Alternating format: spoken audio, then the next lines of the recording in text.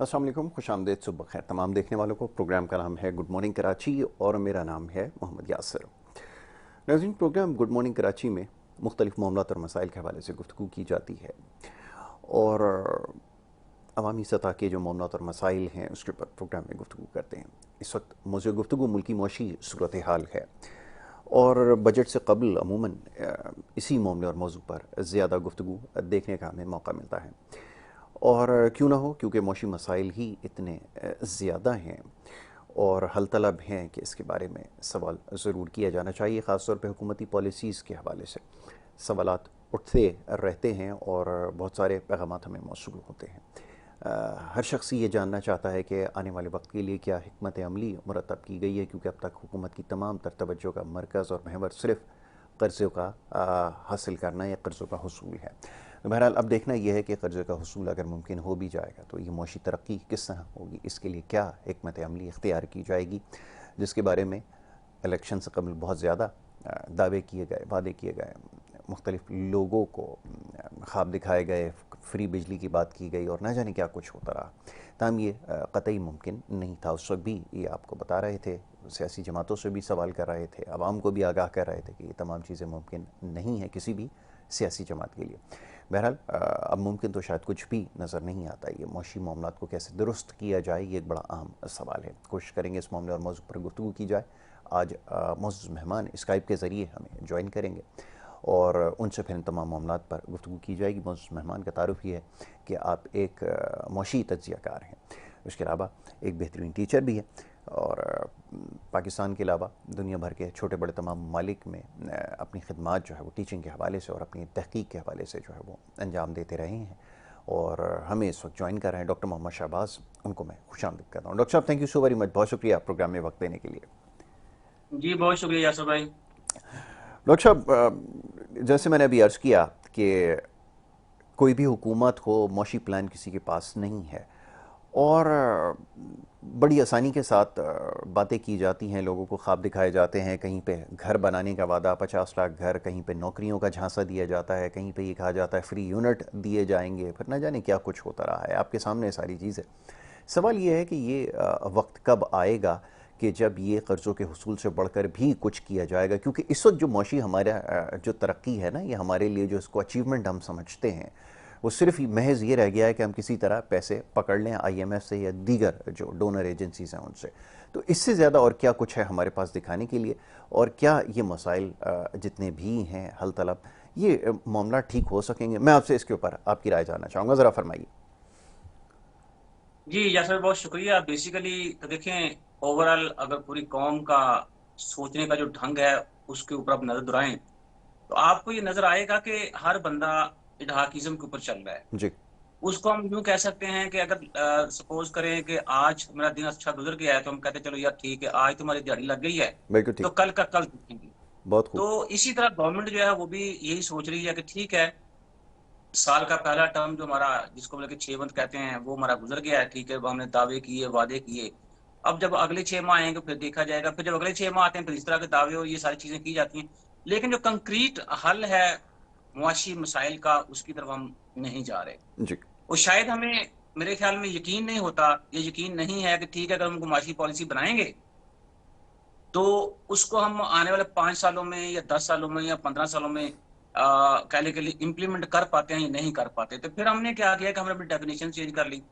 जैसे अब हमारी जमहूरियत का मतलब ये रह गया है, ये हमारी अचीवमेंट ये रह गई है कि मैं बीइंग अ प्रेसिडेंट पहला सदर हूँ पाकिस्तान की हिस्ट्री का जिसने 5 साल पूरे किए, जी। या मैं पहला शख्स हूँ जो 3 बार वज़ीर-ए-आज़म बनने जा रहा हूँ, जी। या मैं पहला शख्स हूँ जो दूसरी बार पाकिस्तान का सदर बनने जा रहा हूँ। हम्म। तो हमने अपना जो हमारे जो पॉलिटिकल लीडर्स थे उन्होंने फोकस अपना इस तरफ कर लिया। तो यकीन। देखें, जब आप अपने जाती मुफाद जो है उसको तरजीह देंगे और जो मुल्की मुफाद हैं उनको आप इग्नोर कर देंगे, तो फिर इस नाम में मेरा नहीं ख्याल कि हमें इन लोगों से ये तवक्को करनी चाहिए कि ये जो मुआशी मसाइल की रूट काज है वहां तक ये पहुंचे। बिल्कुल ठीक।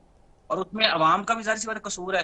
हम हर दफा जो है इनके झांसे में आ जाते हैं, इनके धोखे में आ जाते हैं और वोट देने के लिए निकल पड़ते हैं। लेकिन आप ये भी देखें कि with the passage of time जो आपका टर्न आउट है वोट की फॉर्म में हम्म। वो कम होता जा रहा है। जी। इसका मतलब ये हुआ कि लोगों को शायद इंटरेस्ट कम हो गया। लेकिन मैं भी एन इकोनॉमिस्ट ये बात करूंगा कि हमने लोगों को रोजी रोटी के अंदर इतना महव कर दिया है कि वो बेचारे अब अपनी रोजी रोटी पूरी करने के लिए तगोदो कर रहे हैं, तो इनको दूसरी तरफ जो है वो इंटरेस्ट नहीं रहा। बिल्कुल, बिल्कुल ठीक है। अच्छा डॉक्टर साहब ये फरमाइएगा कि ये तवानाई के हवाले से हमारे मामलात क्यों इतने पेचीदा हैं? दूसरा ये कि हमारे आए दिन कोई ना कोई एक नई पॉलिसी इंट्रोड्यूस करवाई जाती है और शायद आईएमएफ के कहने पे करवाई जाती है और कोई लोग इनको बताते हैं। अब सोलर एनर्जी के हवाले से जिस तरह के ये इशू चल निकला है, नेट मीटरिंग से ग्रॉस मीटिंग की तरफ जो है वो जा रहे हैं, और फिर ये सारी चीज़ें किस तरफ इंडिकेशन देती हैं। और सवाल ये पैदा होता है कि ये इतना अरसा गुजर जाने के बावजूद आज दुनिया में शायद ये कहीं मौजूद गुफ्तगू ना हो कि बिजली की लोड शेडिंग को कैसे ख़त्म किया जाए या उसकी पैदावार कैसे बढ़ाई जाए, जब इतने सारे ज़राए अब आप दुनिया में आ चुके हैं। हम अभी तक क्यों इतना पीछे हैं, और क्या इसके लिए वाक़तन हमारे पास कोई प्लान है या हुकूमत के पास कोई ऐसी पॉलिसी है जिससे इसका मसले का कोई हल निकल सके? क्योंकि जो भी हुकूमत आती है, इससे पहले दौर में भी यही हुआ, हुकूमत आई फिर से लोड शेडिंग का सिलसिला शुरू, फिर वही हमारे लाइन लॉसेस और ना जाने क्या कुछ होता रहा। इसके बाद ये हुकूमत आई, दोबारा से वही सिलसिला। ये हर 2 साल के बाद वहीं पे खड़े होते हैं जहां से सिलसिला शुरू होता है। ये चक्कर है क्या डॉक्टर साहब, जरा ये फरमाइए।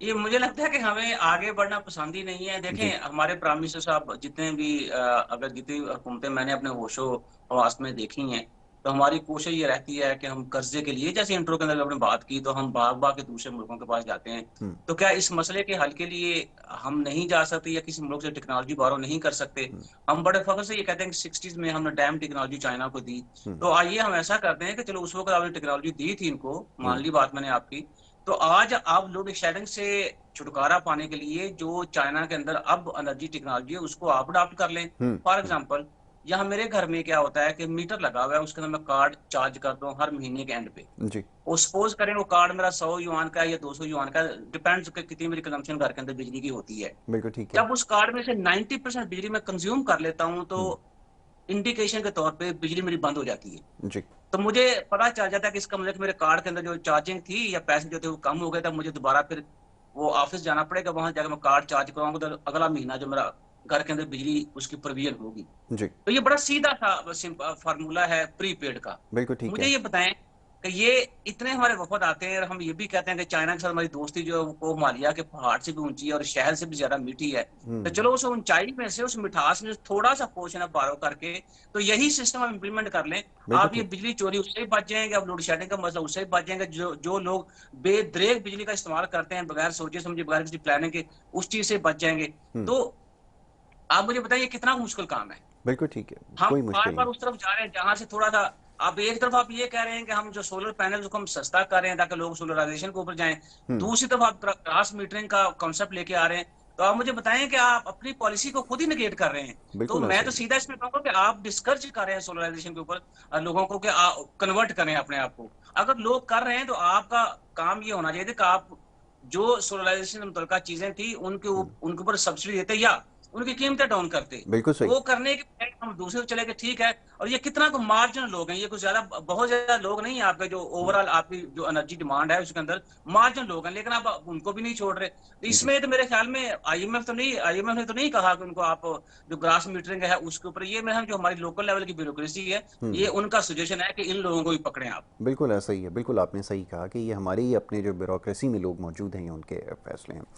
डॉक्टर साहब अब सवाल ये पैदा होता है कि इससे छुटकारा कैसे पाएंगे, और दूसरा ये कि अब ये निजकारी का जो मामला है, ये आपके पास जो दर्जनों लेस्को केस्को पेस्को न जाने क्या कुछ बना हुआ है, इसका कोई नतीजा निकलेगा? क्योंकि हमने देखा माजी में जब ये निजकारी हुई, बिलखुसूस शहर कराची के अंदर जो बिजली की तकसीम कार कंपनी आई और जिस तरह से निजकारी हुई, वो इतना भयानक तजर्बा रहा जिसकी आज तक शहर कराची के लोग कीमत चुका रहे हैं। तो क्या ये जो दीगर जो इदारे हैं इनकी निजकारी, इससे कुछ हासिल होगा? क्योंकि हमारे सामने को अच्छी मिसाल तो नहीं है, क्योंकि कराची में जो कुछ हो रहा है, बिजली की तकसीम कार कंपनी जो कुछ कर रही है और जिस तरह ये निजकारी हुई, इतनी मुतनाज़ और इतनी मुतनाज़ कंपनी को ये सब कुछ दिया गया, तो इससे तो आगे कोई उम्मीद नज़र नहीं आती कि मामला बेहतर होंगे। ये करने क्या जा रहे हैं, सवाल ये पैदा होता है। आप थोड़ा सा हिस्ट्री के ऊपर नजर दौड़ाएं ना। पाकिस्तान के अंदर शुरू में जो अदारे प्राइवेटाइज किए गए थे, क्या वाकई लॉस में थे? मुझे याद है हबीब बैंक जी। जी। जब नेशनलाइज हुआ था, तो सॉरी जब प्राइवेटाइज हुआ था, हम्म। तो ये प्रॉफिट में था। बिल्कुल बिल्कुल।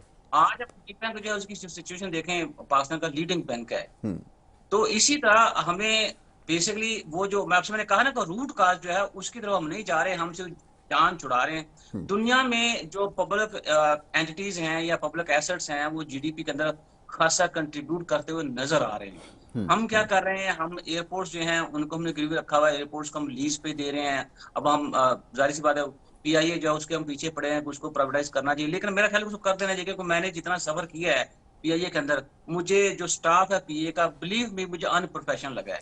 जब मैं उफ, कंपेयर करता हूँ फैसिलिटीज जो दूसरी एयरलाइंस के अंदर है और पीआईए के अंदर है, तो मैं सर हम्म, को पकड़ के बैठ जाता हूँ कि ये इस अदारे को डुबोने वाला और कोई नहीं है। हम खुद ही जो उस अदारे के अंदर काम कर रहे हैं, हम खुद ही लोग उसके जिम्मेदार हैं। बिल्कुल ऐसा ही। लेकिन वही, जैसे मैं पहले आपसे बात करें कि प्राइवेटाइजेशन करने से पहले हमें ये सोचना चाहिए उस अदारा जो है उसकी जितना उसका प्रॉफिट लॉस है उसको कंपेयर करके देखें कि क्या वाकई हमें इस अदारे को प्राइवेटाइज करना चाहिए।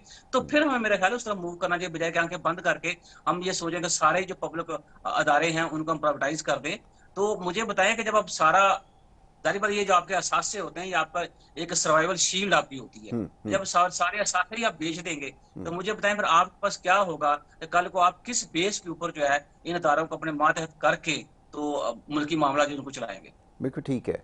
अच्छा, अब डॉक्टर साहब ये तो प्राइवेटाइजेशन की तरफ बात चली गई है, इसके ऊपर फिर कभी बड़ी तफसील से गुफ्तगू करेंगे कि आया इसका कोई फ़ायदा हमें हासिल होगा या नहीं होगा, क्योंकि हम जिस तरह से हम तजर्बे करते हैं, बिल्कुल आपको याद होगा कि मुशर्रफ साहब के दौर में जिस तरह प्राइवेटाइजेशन हुई, क्या उसके नताइज आज तक निकल रहे हैं। वो पीटीसीएल का मामला, वो आज तक नहीं पता कि वो हम कहाँ खड़े हैं उसके ऊपर। वो पैसे जो उनसे $800 मिलियन आने थे नहीं आए, क्या हुआ, बहरहाल आई गई हो गई बात। अब सवाल ये पैदा होता है इसके क्या नताइज निकलेंगे। दूसरा ये कि डॉक्टर साहब अब बजट क्योंकि करीब है और देने के लिए हमारे पास क्या है, आवाम को क्या रिलीफ दिया जाएगा, बल्कि अब कौन सा ऐसा सेक्टर बचा है जिसके ऊपर टैक्स नहीं लगा या नहीं मजीद उसमें इजाफा किया जाएगा, इससे बढ़कर और हमारे पास बजट में देने के लिए क्या होता है। मैं चाहूँगा ज़रा डॉक्टर साहब इसके ऊपर भी ज़रा गुफ्तगू हो जाए कि आपकी क्या तवक्कुआत हैं। हर साल ही आपसे सवाल करता हूँ, इस दफ़ा भी वही सवाल जो है वो दोहरा देता हूँ। जी फरमाइए। जी, मेरा भी हर साल की तरह वही जवाब होगा जो पहले आप दिया करता था। बात यह है कि 18,000 अरब पाक रुपीज का बजट आप पेश करने जा रहे हैं, जो जी। जाहिर सी बात तजवीज कर दिया गया। उसमें 9,700 अरब आपने कर्जों की पेमेंट रीपेमेंट करनी है और जी। कर्जों को ऊपर सूद देना है। हम्म। बाकी आप देख रहे हैं कि 8,000 और तकरीबन को 300 या सॉरी 700 अरब जो है जिसके ऊपर आपने मुल्की मामला देखने हैं। हम्म। उसके अंदर भी आप देखेंगे, फिर आप जाहिर बात है वो करेंगे, उसको सेग्रीगेट करेंगे, देखेंगे कि एजुकेशन सेक्टर को कितना हमने एलोकेट करना है, जो हेल्थ सेक्टर को कितना एलोकेट करना। अभी तक तो प्रायोरिटी मुझे गवर्नमेंट की नजर नहीं आई दोनों सेक्टर में। बिल्कुल। दूसरे में फिर डिफेंस के भी एक्सपेंडिचर वो आपके जारी बात निकलने हैं। फिर उसके बाद जो डेवलपमेंटल प्रोजेक्ट्स है उसके ऊपर भी करेंगे, गवर्नमेंट के अपने जो गवर्नमेंट एक्सपेंडिचर उसके ऊपर भी। तो मेरा ख्याल है कि वो लोगों के लिए बड़ा बड़ा माइनर सा पार्ट बचेगा। कहने को आईएमएफ बिल्कुल जोर दे रहा है गवर्नमेंट को, आप अपने जो नॉन डेवलपमेंट एक्सपेंडिचर्स को कम करें, लेकिन मुझे कहीं नजर नहीं आ रहा गवर्नमेंट कोई कोशिश। अगर आपको देखने में मिले मुझे बता दीजिए, जहां पे हम समझे कि वाकई गवर्नमेंट जो है वो अस्टेरिटी के साथ चलने जी। की कोशिश कर रही है, हम्म। या गवर्नमेंट जो है सादगी अपना रही है। ठीक हम्म। है। अच्छा, दूसरी तरफ ये है कि सब्सिडी जो है वो आवाम के लिए बिल्कुल ना होने के बराबर है। हाँ, एग्रीकल्चर सेक्टर बचा था मेरे ख्याल में, तो उसमें अब मुझे नहीं समझ आ रही गवर्नमेंट बिल्कुल वो वहां मफलूज हुई पड़ी है उस सेक्टर के अंदर जो टैक्स जो है उसको इम्प्लीमेंट करने में। तो जहां जहां मफाद हैं बड़ों के जो हुकूमत के अंदर बैठे हुए हैं, तो मेरा नहीं ख्याल कि अगर कोई बड़ा जिम्मेदार जो है वो ये चाहेगा कि जरी टैक्स जो नाफज किया जाए। बाकी बचा फिर आपके पास जारी बात है ऑयल है, ये पेट्रोल प्रोडक्ट्स हैं, और दूसरा आपका बिजली है। बिजली में आप देखें कि हर आने वाले दिन के साथ जनाब कभी 2.4 रुपए फ्यूल एडजस्टमेंट, कभी 3 रुपए फ्यूल एडजस्टमेंट। तो फिर यहीं पे आके गवर्नमेंट के हाथ रह जाते हैं, और वहां जब देखें गवर्नमेंट जो है वो आवाम को पूरी तरह पीसने की कोशिश करिए जितनी वो कोशिश कर सकती है। बिल्कुल ऐसा ही, आपने बिल्कुल सही कहा कि इससे ज़्यादा और हमारे पास कुछ नहीं है। डॉक्टर साहब, अब सवाल ये पैदा होता है कि ये मामलात आखिर कब तक चलेंगे, और अभी उम्मीद रखना कि कोई एक सियासी जमात आए मुकम्मल, उसके पास इख्तियारात हों, सिंपल मेजॉरिटी के साथ वो हुकूमत बनाए और फिर वो मामलात को हल करने की कोशिश करे, और कोई बैद नहीं है कि अपनी जो मुद्दत है वो पूरी कर सके ना कर सके, उससे पहले ये मामलात को हल कर ले। ये मामलात, डॉक्टर साहब सवाल ये है कि क्या मुख्तसर कोई ऐसी पॉलिसी बनाने से, कोई शॉर्ट टर्म पॉलिसी बनाने से ये मामलात हल हो सकेंगे?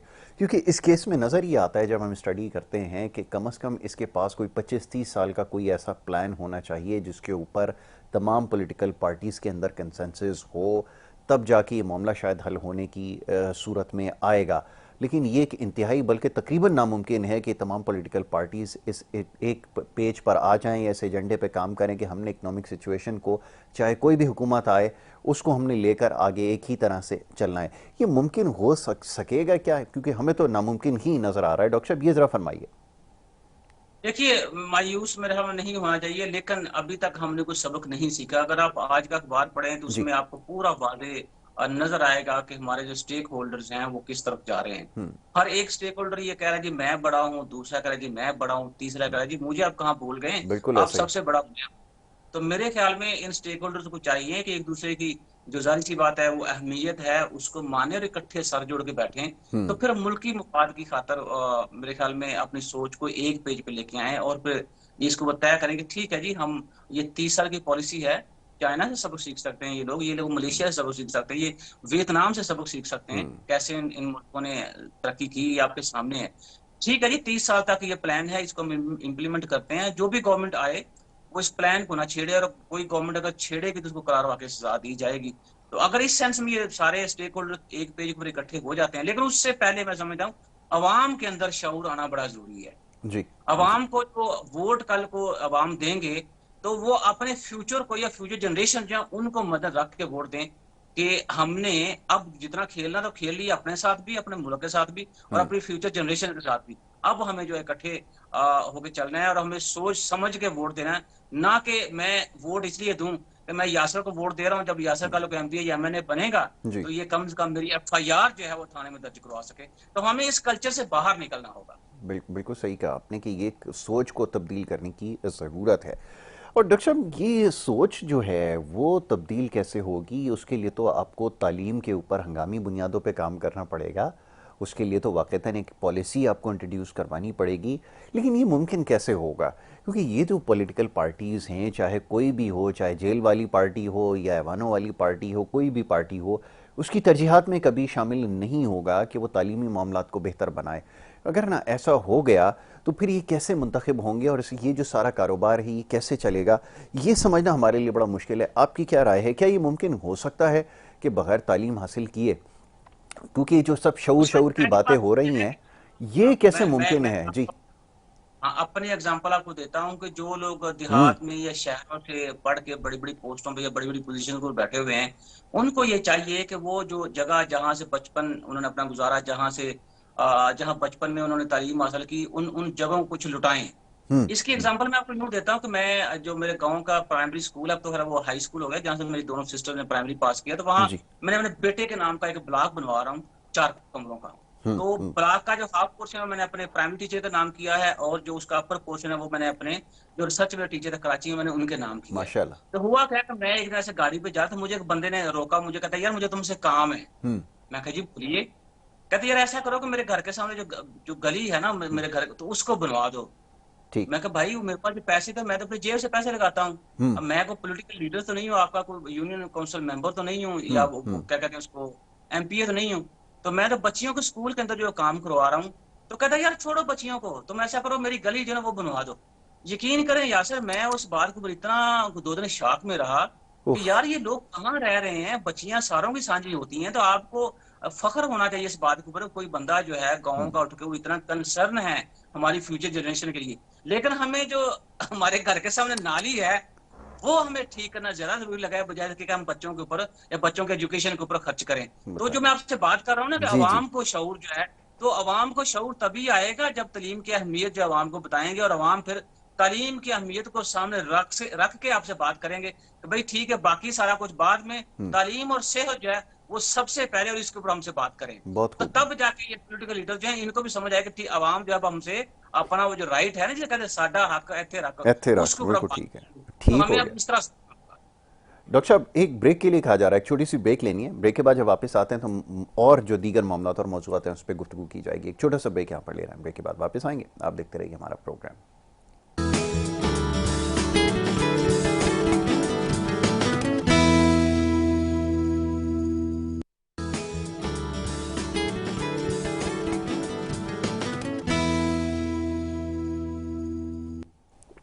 वेलकम बैक जी, एक दफ़ा फिर आपको खुशामदीद कहेंगे।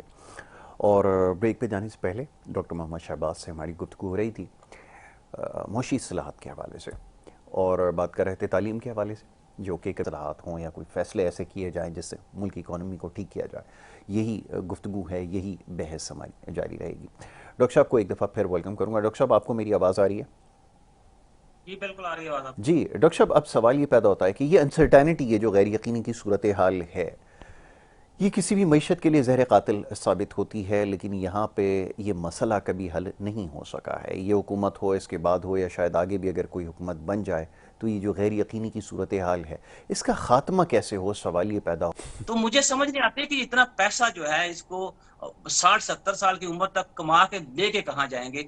वो अब देखें, जाना हम आए भी खाली आते हैं, हमने जाना भी खाली आता है। तो थोड़ी सी ये चीज अगर अपने जहन के अंदर बिठा लें, काश ये तो बात मेरा समझ में ख्याल है आए। कि हम मुल्की मुफाद की बात जो है वो उसके ऊपर सोचना शुरू कर देंगे। ठीक है डॉक्टर साहब, thank you so very much, बहुत शुक्रिया, आपने हमें वक्त दिया। डॉक्टर मोहम्मद शहबाज हमारे साथ मौजूद थे और बड़ी अहम गुफ्तगू कर रहे थे मीशत के हवाले से, पॉलिसी के हवाले से। और जो कुछ कहा, ये बातें बार बार दोहरा रहे हैं। वजह यही है कि खुदारा इसके बारे में संजीदगी से सोचिए।